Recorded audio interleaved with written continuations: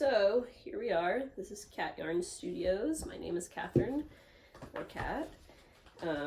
What we're doing here is just sharing some thoughts for the day around creating, mental health, therapy, whatever comes up.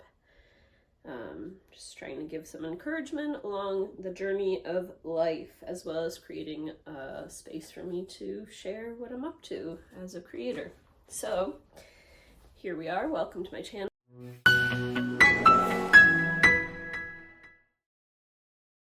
Thank you for being here. Thank you for subscribing and liking. That really does help. As you know, we are spinning some merino and silk blend. We've been working on this for a bit, getting to the end soon. I don't have a plan for it necessarily yet in terms of a project, although I was thinking I might take this through the whole process and make a wallet out of it. I thought this would be a good sample to just show how I go from fiber to spin it into yarn, to process the yarn, to get it ready for knitting or crochet. So I thought that's what I'd do with it. I wanted to talk a little bit about taking on the title of artist. For me, that's a big deal to say that I'm an artist. I also am a writer. I say that I'm a writer now, even though I'm not published yet. That is in the works. At least I'm writing a book. My hope is to publish it. My plan, my intention. And so how can I just take on the title of artist? You know, I was talking with my sister, who's an actual artist. She went to art school and now works as a jeweler. That's her trade. And she said that she doesn't call herself an artist. She calls herself a crafts person. And my impression of that was that artist was higher, but she said she doesn't feel free to create art. And so therefore doesn't consider herself an artist. And whereas I didn't go to art school, I have been in the habit of calling myself a crafter, because for me, crafter is lower than artist. And it's somebody who maybe doesn't care about the quality of what they're making, that it's more just like, I make things, I do crafts, right? Rather than I make art, like I'm a crafter, you know? And that was mostly in comparison to my sister growing up, who was the artist, who had that talent, and the detail orientation to really take things and finely attune them and make very beautiful, highly skilled work. I didn't have that capacity in me, and so I just thought she was the artist and I'll be the crafter.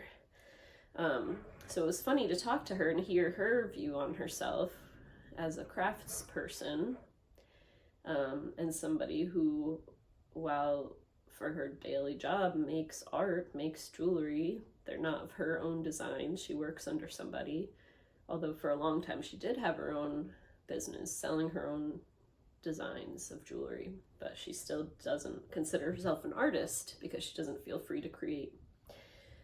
And I think that's really interesting, and I think it's really important for us for us as humans to be creators. That's what we are. We create. If we just look around us, you know, we've created all this infrastructure in our personal lives. We create spaces around us.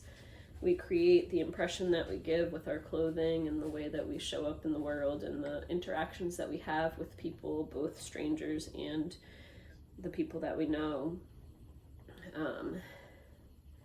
We create.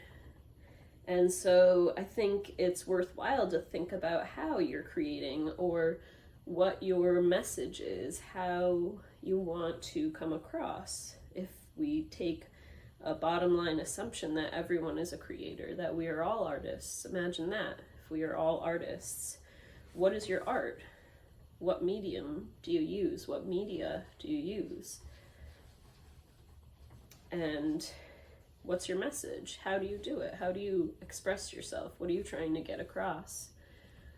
You know, I'm thinking about, as I say that, like somebody who's really analytical and deals with spreadsheets in their work or something, or, you know, and their sort of message is understanding and clarity and organization. That's art. Not everybody can do it like that, you know? And that's the thing. We all have our special niche. We all have our gifts that we have and our interests that help us hone those gifts, you know?